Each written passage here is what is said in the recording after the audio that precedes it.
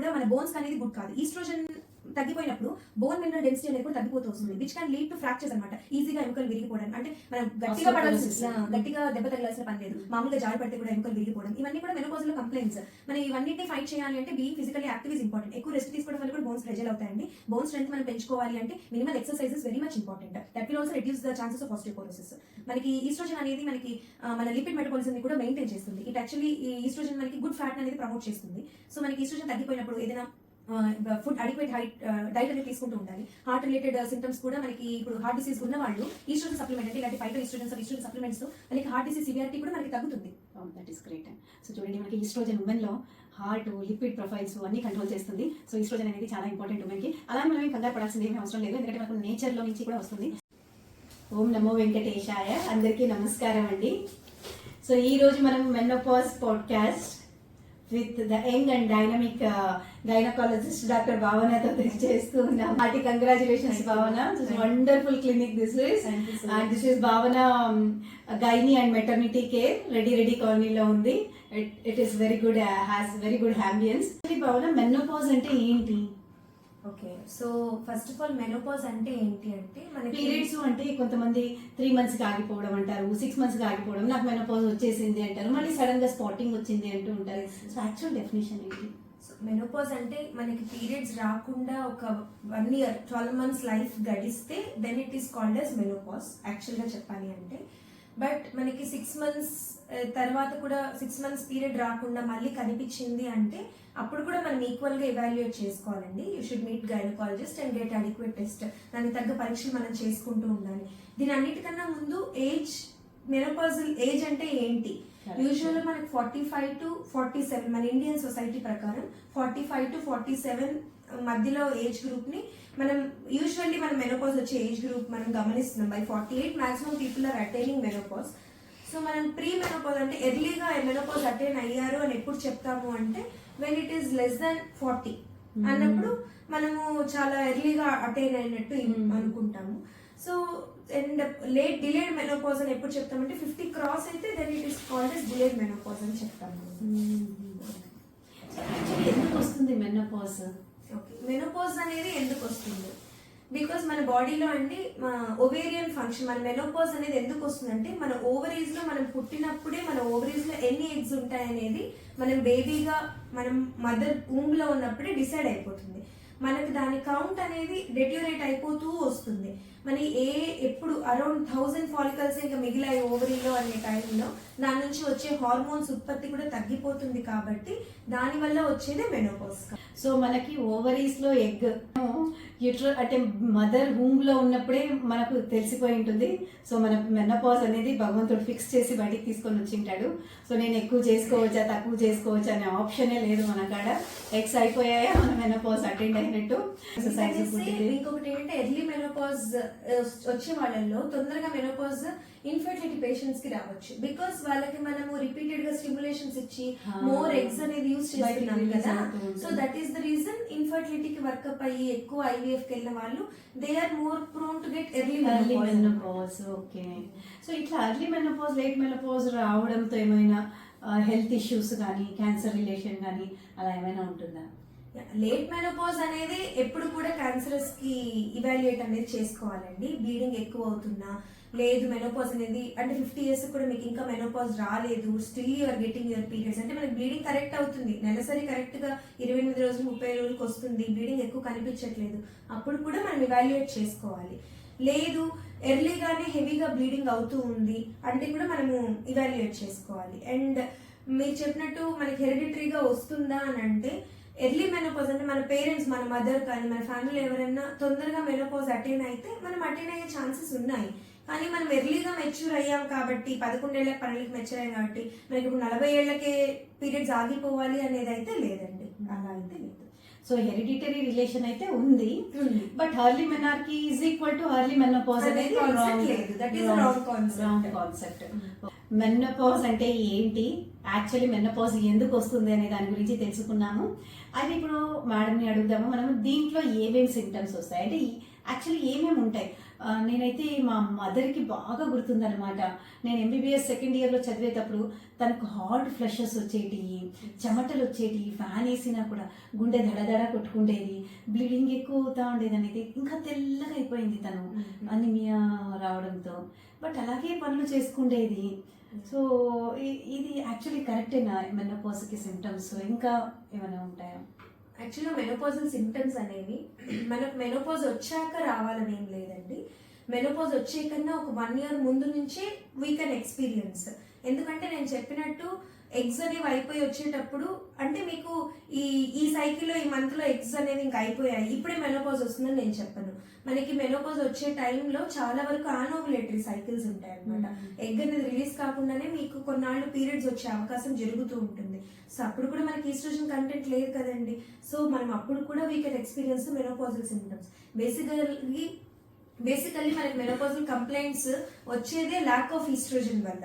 So మనకి ఆ eggs అయిపోతున్నాయంటే ఈస్ట్రోజన్ ఈస్ డిక్రీజింగ్. సో అది మనకి అంటే పీరియడ్స్ ఆగిపోయే ముందు, ఆగిపోయిన టైంలో, తర్వాత కూడా ఇట్ కెన్ లాస్ట్ ఫర్ ఒక 3 years అలాగా ముందు నుంచి. అందరూ ఇలా ఎక్స్పీరియన్స్ అవుతారని నేను చెప్పను. కొంతమందిలో ప్రతిదీ తెలుస్తూ ఉంటుంది వాళ్ళకి. కామన్ సిమ్టమ్స్ ఏముంటాయి అనేది చూస్తే వేడి సెగలు, ఇప్పుడు ఎలా అయితే మేడం వాళ్ళ మదర్కి అని చెప్పారు సేమ్ థింగ్ అండి.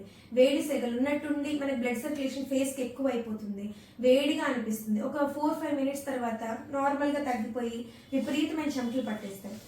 కొంతమందికి ఇలాగ చెమటలు స్టార్ట్ అయ్యే కన్నా ముందే హెడేక్ అనేది వస్తూ ఉంటుంది. సో హెడేక్ రావడము, ఇలా విపరీతమైన వేడి సెగలు, చెమటలు పట్టడము, గుండె దడ, ఆయాసంగా అనిపించడము, ఇవన్నీ కూడా అంటే repeated urine infections, vagina dry అయిపోయి మానంలో కూడా వేడిగా అనిపించడము, ఇవన్నీ కూడా సిమ్టమ్. దీనివల్ల ఏంటంటే ల్యాక్ ఆఫ్ స్లీప్ ఉంటుంది. మనకి హాట్ ఫ్లషెస్ కొంతమంది రాత్రిపూట్లు ఎక్కువ ఉంటుందండి. అలా డిస్టర్బెన్స్ ఉండడం వల్ల వాళ్ళు అడిక్వేట్ గా నిద్రపోరు. That will again lead to some drowsiness, depression. ఇవన్నీ కూడా ఏంటంటే ఇంటర్లింక్డ్ అనమాట. హెల్దీ లైఫ్ స్టైల్ ఇండైరెక్ట్ గా మనకి హెల్దీగా లేము, అడిక్వేట్ స్లీప్ లేదు, అడిక్వేట్ రెస్ట్ లేదు, ఇవన్నీ ఇంటర్లింక్డ్ గా will end up in other complaints. So మనకు ఒక 2 years ముందు నుంచి ఉంటుంది అండ్ మెనోపాజ్ అటెండ్ అయిన తర్వాత 1 year వరకు ఉంటుంది. ఇది పెరిమెనోపాజల్ పీరియడ్ అని చెప్పారు. అండ్ ఇది అంటే ఇది వచ్చినప్పుడు మనకు ఓవరాల్ హెల్త్ డిస్టర్బెన్స్ అయితే ఉంటుంది, స్లీప్ డిస్టర్బెన్స్ కూడా ఉంటుంది అని చెప్పడం. మనకు ఆ టైంలో బ్లీడింగ్ ఎక్కువ అవ్వడం వల్ల లేక అనిమియా వచ్చే ఛాన్సెస్ ఉంటుంది. ఎందుకంటే మా మదర్ని నేను ఇంకా ఎక్కువ ఫీల్ అవ్వడం చూశాను. సో మేబీ అలా అనిమియా ఏమైనా ఉంటుందా? బేసిక్ గా మనకి ఏంటంటే అండి, మనకి మెనోపాజ్ కరెక్ట్ గా చెప్పాలి అంటే పీరియడ్ సైకిల్ అనేది పెరుగుతూ వెళ్ళాలి. అంటే 30 days కి రావాల్సింది 60 days కి రావడం, 45 days, 90 days అలా పెరుగుతూ వెళ్ళడము, బ్లీడింగ్ అనేది తగ్గిపోతూ రావడము, ఇలా జరుగుతూ వీ షుడ్ అటైన్ మెనోపాజ్. కానీ కొంతమందిలో హెవీ లేట్ గా రావడం, బ్లీడింగ్ ఎక్కువ అవడం అలా జరుగుతుంది.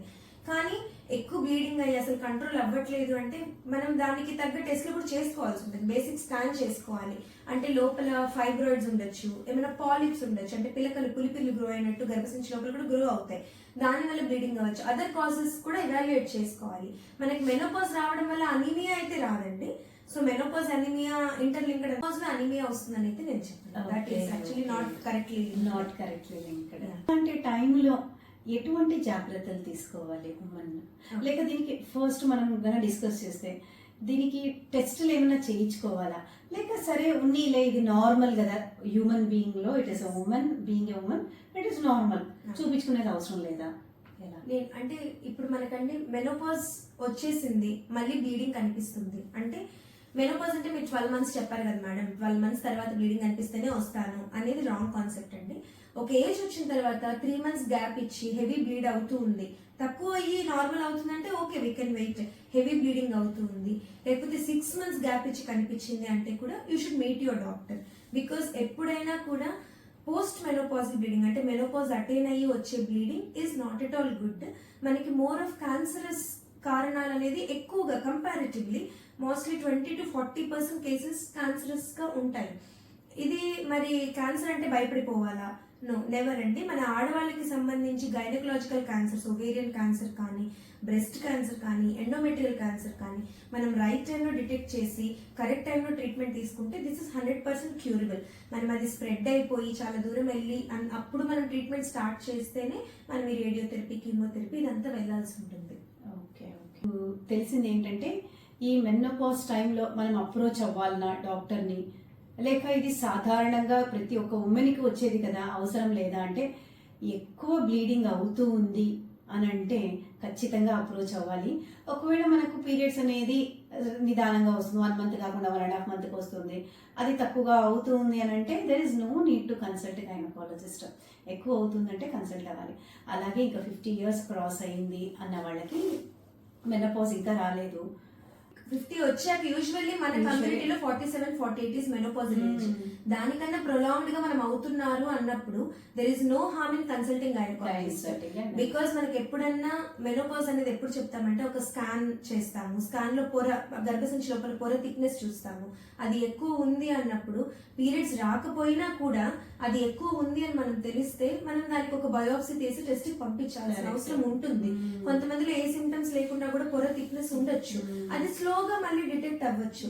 దాన్ని మనం ఎర్లీగా ట్రీట్ చేసుకోవడమే బెస్ట్. కాబట్టి సో మీకు ఎటువంటి కంప్లైంట్స్ ఉన్నాయి, వేడి సెగలు అనిపించినా లేకపోతే రిపీటెడ్ యూరినరీ కంప్లైంట్స్ రావడం వల్ల కూడా మనకి, ఎందుకంటే వెజైనా డ్రై అయిపోతుంది, వెజైనల్ ఇరిటేషన్ అని అంటూ ఉంటారు, అది బికాస్ డ్రైనెస్ అనేది వస్తుంది వెజైనాలో. మనకి ఈస్ట్రోజన్ తగ్గిపోవడం వల్ల ఈస్ట్రోజన్ ప్రొడ్యూస్ చేసే సెక్రీషన్స్ అనేది ఆగిపోతాయి, ఆగిపోవడం వల్ల మనకి డ్రైనెస్ వస్తుంది. ఆ డ్రైనెస్ వల్లనే మనకి యూరినరీ ఇన్ఫెక్షన్స్ కూడా వస్తాయి. అదే ప్రెజెంటింగ్ సింప్టమ్ కూడా. కొంతమందికి ఆ డ్రైనెస్ అర్థం కాదు, కొంతమందిలో రిపీటెడ్ యూరినరీ ఇన్ఫెక్షన్స్ ఉంటాయి. మనం ఓన్లీ యాంటీబయాటిక్స్ పెట్టుకుంటూ యూరిన్ ఇన్ఫెక్షన్ ఒకటి ట్రీట్ చేస్తే అంటే అది ఏమంటారు కంప్లీట్ రిలీఫ్ రాకపోవచ్చు. రిపీటెడ్ గా మీరు పదే యూరిన్ ఇన్ఫెక్షన్స్ కి ఎక్స్పోజ్ అయ్యే అవకాశం ఉంటుంది. అప్పుడు మనము వెజైనల్ డ్రైనెస్ ని ట్రీట్ చేసుకుంటూ ఇది ట్రీట్ చేస్తే కొంచెం రికరెన్స్ మనం తగ్గించవచ్చు. సో ఇలాంటి టైంలో ఎటువంటి జాగ్రత్తలు తీసుకోవాలి ఉమెన్? ఎందుకంటే ఒక ఉమెన్ గా ఫ్యామిలీని చూసుకుంటూ ఉంటుంది, వర్క్ సైడ్ చూసుకుంటూ ఉంటుంది, ప్లస్ తన హెల్త్ ని తన ఎలా కాపాడుకోవాలి ఆ టైంలో? బేసికలీ ఏంటంటే అండి, ఇప్పుడు మనకి మెనోపాజల్ సింప్టమ్స్ వచ్చిన ప్రతి ఒక్కరికి హార్మోన్స్ పెట్టాలి అనేది అయితే లేదు.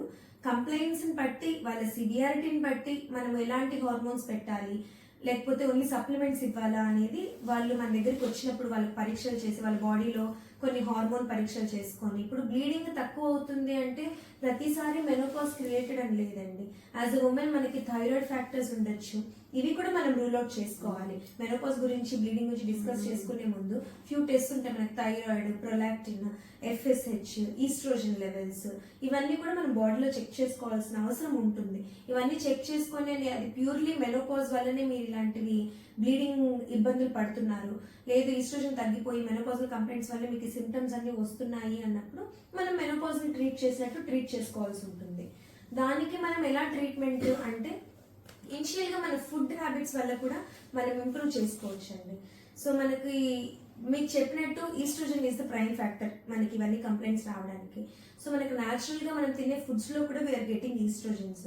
ఫర్ ఎగ్జాంపుల్ ఫ్లాక్ సీడ్స్ అంటారు కదండి, సో అవి కానీ soya chunks, soya beans, fruits, vegetables, apples, ఇవన్నీ కూడా they are all rich in oestrogens.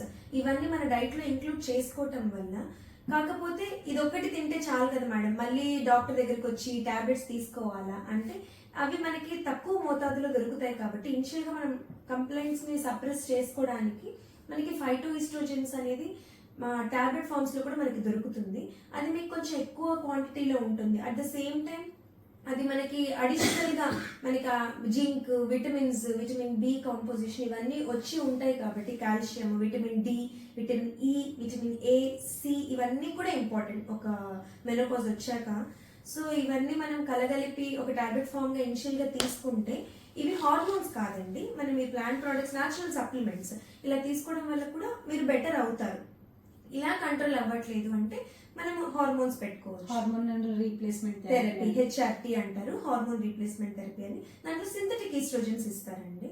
మనకి ఈస్ట్రోజన్ ఇప్పుడు తీసుకోవడం వల్ల ఏమన్నా ఇబ్బందులు వస్తాయా అని అంటే, మనము పెట్టేది హార్డ్లీ 3 to 6 months కోర్స్ పెడతాము. సో దానివల్ల ప్రాబ్లం ఏమీ రాదు.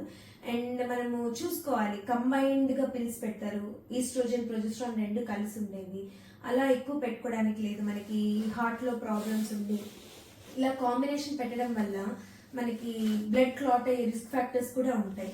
సో మనము ఎవరిలో ఏది అవసరం అనేది మీరు మీ దగ్గర ఉన్న గైనకాలజిస్ట్ ని కన్సల్ట్ అయినప్పుడు she can give you better option. అంటే మీ హార్ట్ డిసీజెస్ ఏమైనా ఉన్నాయా, మీకు రిస్క్ ఫ్యాక్టర్స్ ఏంటి, మీ వెయిట్ ఏంటి, మీకు వచ్చిన కంప్లైంట్స్ కి ఏ ట్రీట్మెంట్ అయితే బాగుంటుంది, అన్నిటిని కలిపి షీ కెన్.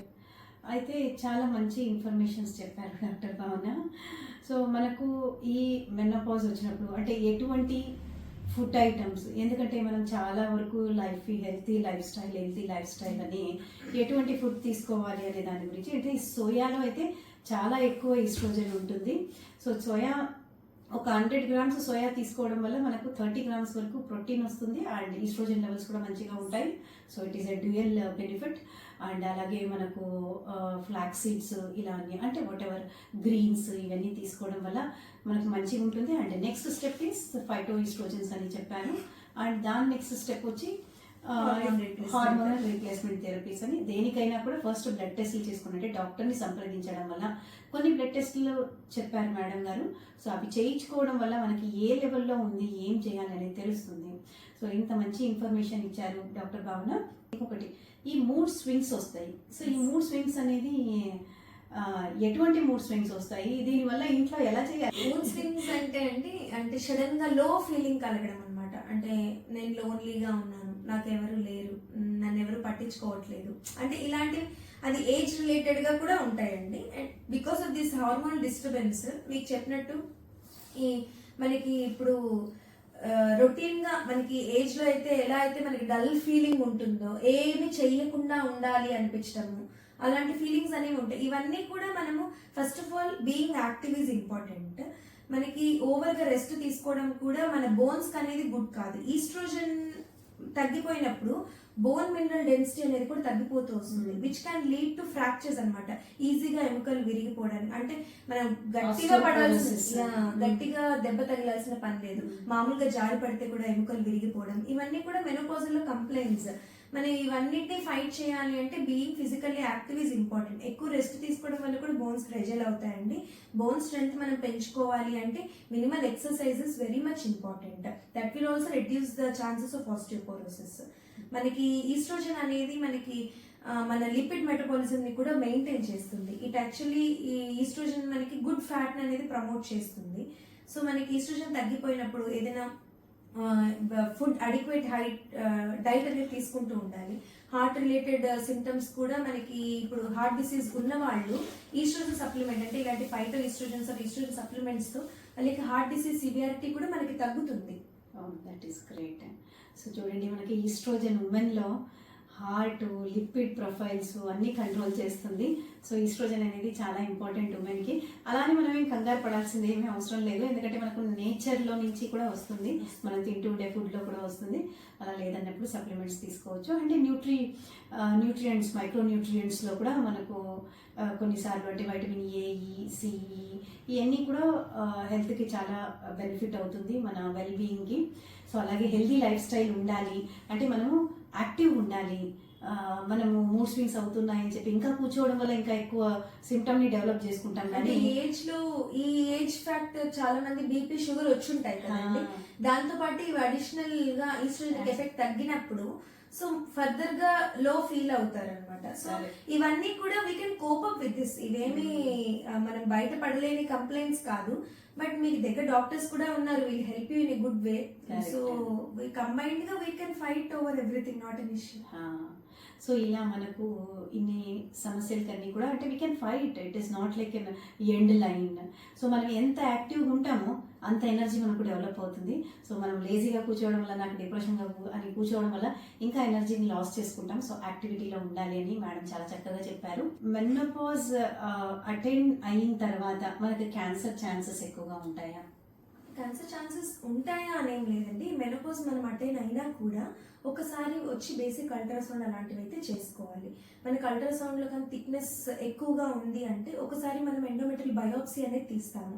గర్భసంచి లోపల ఉన్న పొరని మనం టెస్ట్కి పంపిస్తాము. అది ఎక్కువ ఉంది అన్నప్పుడు ఖచ్చితంగా మనం టెస్ట్ చేసి టెస్ట్కి పంపించాలి. <4 ఉన్నప్పుడు మనం యూజువల్లీ మనం టెస్ట్ చేయమండి. మోర్ ఉంటేనే మనం టెస్ట్ చేస్తాం. ఇప్పుడు కొంతమందికి ఏమవుతుందంటే దాంట్లో గర్భసంచి లోపల స్కాన్ చేసినప్పుడు థిక్నెస్ 4.5 బార్డర్ లైన్ రేంజ్ వస్తుంది, వాళ్ళకి కంప్లైంట్స్ ఉండవు. అలాంటి వాళ్ళకి ఏంటంటే మనం 1 year తర్వాత కానీ 6 months తర్వాత కానీ ఒకసారి బేసిక్ అల్ట్రాసౌండ్ రిపీట్ చేసి చూసుకోండి అని చెప్తాము, ఆ థిక్నెస్ చూసుకోవడం కోసం. కొంతమందికి ఏంటంటే 4 ఉంటుంది కానీ అప్పుడప్పుడు స్పాటింగ్ కనిపించడము అలాంటి ఇష్యూస్ ఉంటాయి. మనం అలాంటి వాళ్ళని ఎలా డీల్ చేస్తామంటే హిస్ట్రోస్కోపిక్ అంటే మనం కెమెరా అనేది గర్భసంచి లోపలికి పంపించి ఎక్కడెక్కడైతే ఎండోమెట్రియం గర్భసంచి లోపల ఉండే పొర థిక్గా ఉండడం ఆ ఏరియాస్ నుంచి మాత్రం బయోప్సీ తీసి టెస్ట్కి పంపిస్తూ ఉంటాము. సో మనకి మీకుండే ఇబ్బందుల్ని బట్టి మన డాక్టర్ అనేది will help you. Definitely. So ఇది చాలా ఇంపార్టెంట్ విషయం అండి. అంటే ఇటువంటి ఏది ప్రాబ్లం ఉన్నా కూడా అంటే మనకు నార్మల్గా జరిగే కాడికి దట్ ఈస్ సంథింగ్ డిఫరెంట్ జరుగుతుందండి. It is always better to consult your doctor. So అయితే చాలామంది చెప్పడం విన్నాను, ఇలా మనకు మెనోపాజ్ అటెండ్ అయిన తర్వాత నాకు మెనోపాజ్ వచ్చిన తర్వాత నేను లావ్ అయ్యాను, కొంచెం డల్గా ఉన్నాను, తర్వాత ఒళ్ళు ముందుకి తర్వాతకు తెలిసిపోతుంది, డిఫరెన్స్ తెలిసిపోతుంది, మన యాక్టివిటీ లెవెల్స్ కూడా కొంచెం తగ్గుతాయి, స్కిన్ కూడా కొంచెం చేంజ్ అవుతుంది అనడం విన్నాను. ఇది నిజమేనా? అవునండి, ఎందుకంటే మనకి ఈస్ట్రోజన్ హార్మోన్ అనేది మనకి ఎప్పుడైతే బాడీలో ఈస్ట్రోజన్ అనే కాదు ఒకసారి మెనోపాజ్ అటైన్ అయ్యాము అంటే మన బాడీలో కొన్ని హార్మోన్స్ తగ్గడం కొన్ని హార్మోన్స్ పెరగడం అనేది జరుగుతూ ఉంటాయి.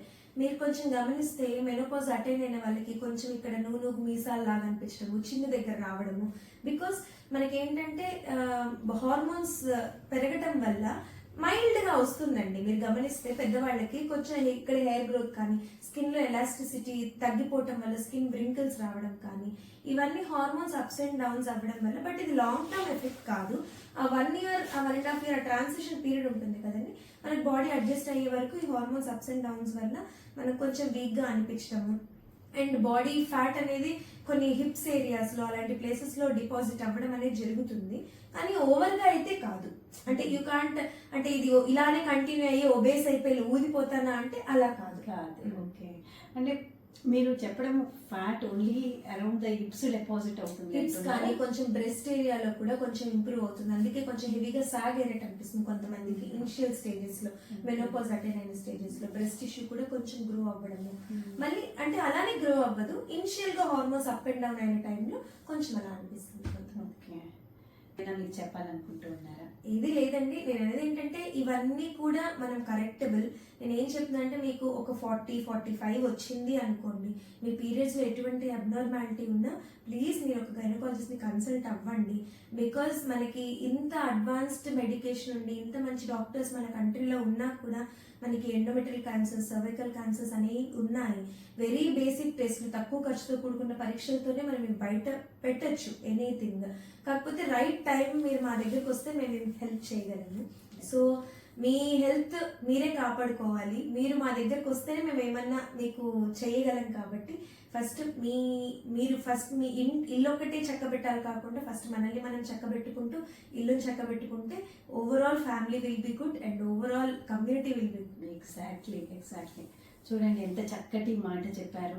ఎందుకంటే మనం ఎప్పుడు ఉమెన్ ఏం చేస్తూ ఉంటామంటే ఎంతసేపు ఫ్యామిలీ అంటాము, పిల్లలు అంటాము, అది పని అంటాము, అది అంటాము, మన గురించి మనం ఎక్కువగా మర్చిపోతూ ఉంటాం. మన గురించి మనం ఎప్పుడైతే కూడా సెల్ఫ్ కేర్ ఎక్కువగా చేసుకుంటామో అప్పుడే మనం అన్ని ఏరియాలు కూడా చాలా మంచిగా ఫ్లరిష్ అవుతాయి. సో కాబట్టి ఎటువంటి ప్రాబ్లం ఉన్నా కూడా ఫస్ట్ దానికి సంబంధించిన డాక్టర్ని కన్సల్ట్ అవ్వండి. ఇంకా న్యూట్రిషన్ ఇష్యూస్ ఏదైనా వస్తే హెల్త్ కోచింగ్ కూడా కన్సల్ట్ అవ్వచ్చు. I'm doctor Girija. I'm an anaesthesiologist and also health fitness and nutrition coach. So మీకు ఎటువంటి ప్రాబ్లమ్స్ ఉన్నా కూడా హెల్త్ రిలేటెడ్ ఇష్యూస్ అండ్ న్యూట్రిషన్స్లో ఎటువంటి తీసుకోవాలని మంచిగా ఒక గైడెన్స్ సపోర్ట్ కావాలన్నా కూడా I will be there with you. And almost we have covered everything. So ఇంకేమైనా ఉన్నా కూడా మీరు కింద కమెంట్ బాక్స్లో పెట్టడం వల్ల మనం మళ్ళీ, ఎందుకంటే మేమిద్దరం ఎందుకు కృషి పడుతున్నామంటే మీరందరూ మెనోపాజల్ ఉమెన్, అరౌండ్ మెనోపాజ్ లేక వస్తుంది అని భయపడేవాళ్ళు, ఆందోళనగా ఉండేవాళ్ళు, వచ్చిన వాళ్ళు. సో ఇలా ఎవరునూ ఇబ్బంది పడకూడదు, అందరూ బాగుండాలి ఆరోగ్యం. మనం ఒక్క మాట మంచిది చెప్పడం వల్ల వాళ్ళ జీవితం మారుతుందేమో అని చెప్పి భావన కూడా ఎన్ని ఫోన్లు వస్తూ ఉన్నాయి, తనకి ఇంటి నుంచి ఫోన్లు వస్తున్నాయి, చిన్న పిల్లలు ఉన్నారు, అయినా కూడా she has taken an effort to do this one. We both want entire society to be good, అందరూ ఆరోగ్యంగా ఉండాలని కోరుకుంటూ ఉన్నాము. ధన్యవాదములు. మీకు నా వీడియో నచ్చితే లైక్ చేయండి, సబ్స్క్రైబ్ చేయండి, మరి అందరికీ షేర్ చేయండి. సో కింద ఉండే కమెంట్ బాక్స్లో మీకు ఎటువంటి క్వశ్చన్స్ ఉన్నా కూడా ఇంకా కూడా we are ready to answer you. Thank you so much and have a great day. Thank you. Doctor Girija health and nutrition ఛానల్ని ప్లీజ్ టు సబ్స్క్రైబ్, లైక్ చేయండి. Because she being a doctor, మీ అందరి health కోసం అనేసి చాలా madam struggle చేసుకుంటూ మీ అందరికీ మంచి నాలెడ్జ్ ఇవ్వాలి, న్యూట్రిషనల్ సపోర్ట్ ఇవ్వాలి అనేసి మేడం అనస్థిషియాలజిస్ట్ అయినా కూడా న్యూట్రిషన్ చేసి మీ అందరికీ హెల్త్ బెనిఫిట్స్ ఇవ్వడానికి చాలా మమ్మల్ని ఎంకరేజ్ చేస్తూ మీ హెల్త్ కోసం కూడా she striving hard. So please to subscribe, like and share అండి.